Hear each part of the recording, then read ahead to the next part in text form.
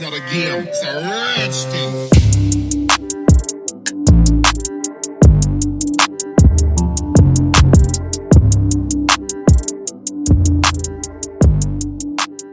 All right, let's talk about fractions.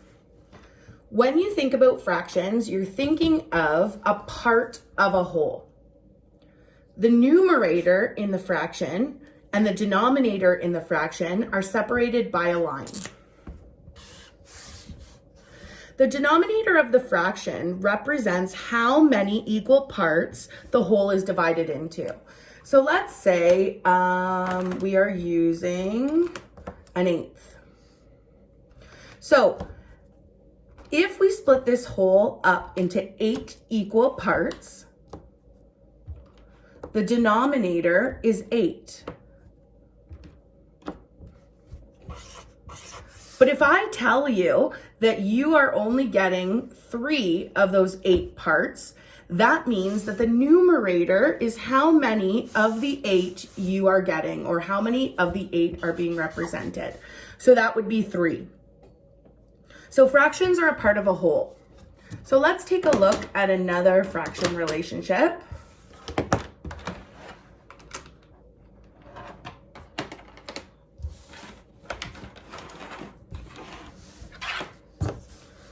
So keeping in mind that fractions are a part of a whole, let's take a look at 2/10.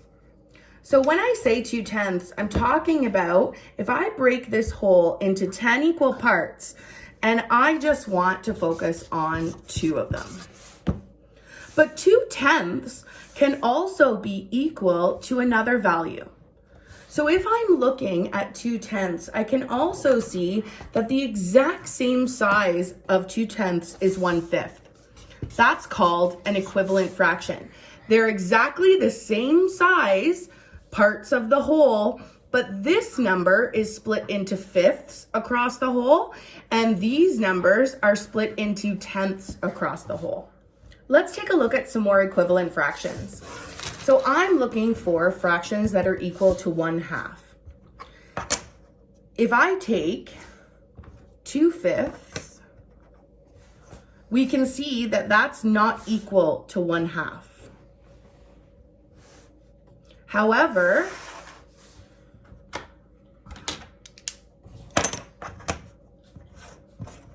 I can see that 3/6 is equal to 1/2. Also,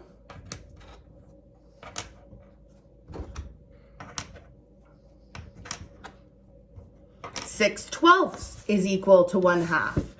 They're all the same size. The only difference is that the number of pieces I'm breaking the fraction up into is significantly smaller. Here, I've broken the fraction up into 2 equal parts. Here, I've broken the fraction up into 6 equal parts. And here, I've broken up one whole into 12 equal parts. So equivalent fractions are the exact same size. The denominator and the numerator are different because it depends on how many pieces you've broken up the whole into, and then how many of those pieces you're using for your fraction. Let's take a look at how that looks on paper. So I have 1/2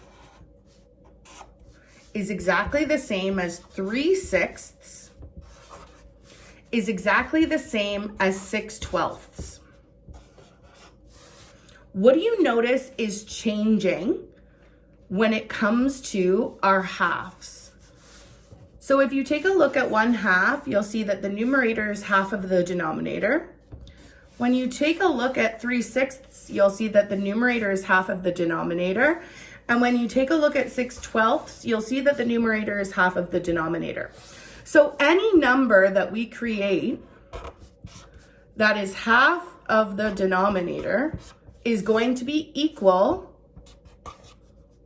to 1/2.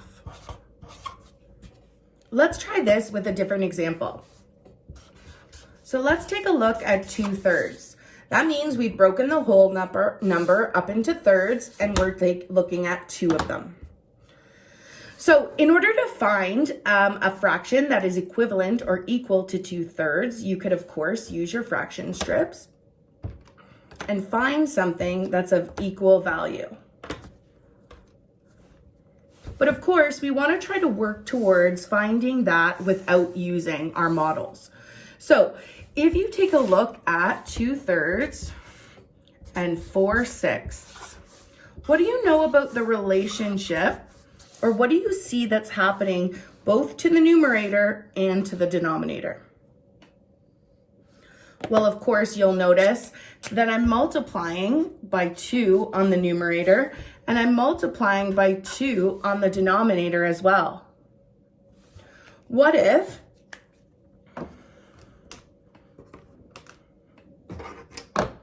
I made another equivalent fraction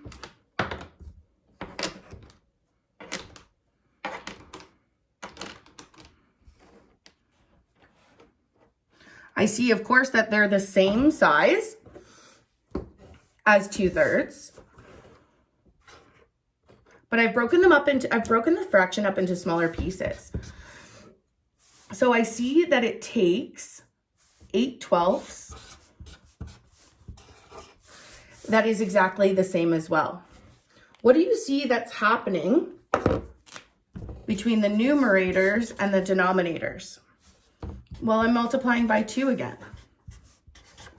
So ladies and gentlemen, looking at this particular example, we can see that if we're given a certain fraction, in order to find an equivalent fraction, we can just multiply both the numerator and the denominator by the same number, and we can get an equivalent fraction to 2/3. Ladies and gentlemen, not only can we multiply numbers to the numerator and the denominator to find an equivalent fraction, but we can actually divide as well. What do you notice that I'm dividing the numerator and the denominator by to get to the equivalent fraction 1/3?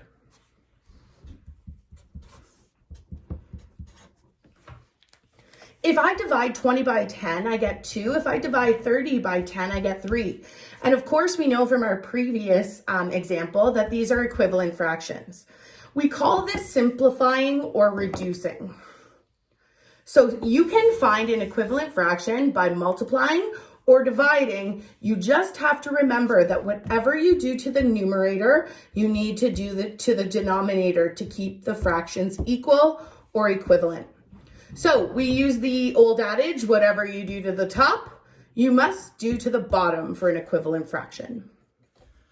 Sometimes it's not really obvious what will be the number that you'll divide in both the top and the bottom to find an equivalent fraction. So you have to figure out what number will evenly divide into both the top and the bottom to simplify or reduce your fractions. So let's take a look at an example.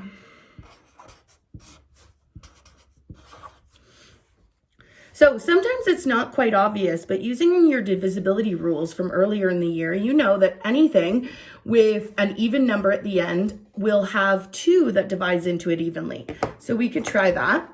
You might also know when you see this right off the bat that 12 is a factor of 36. So 12, 24, 36. So you could divide 12 by both the top and the bottom as well. So let's start with just dividing by 2. Now, if I divide 12 by 2, I get 6. If I divide 36 by 2, I get half of 30 is 15. Half of 6 is 3, so I get 18. Now, as soon as you see this number, again, you should realize that 2 will divide into this. But these numbers are a bit more friendly, so you might realize that 6 will go into 18 as well. It doesn't matter how many times you reduce it down to its lowest form. You will get the same answer no matter which way you do it. So let's divide this by 6 and divide this by 6 because I recognize that 6 goes into 18 3 times.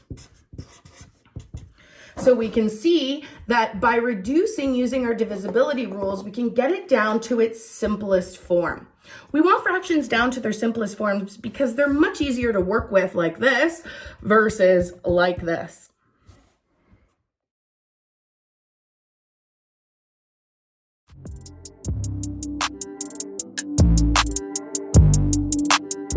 Equivalent fractions can be found by multiplying the numerator and denominator by the same number or dividing the numerator and denominator by the same number.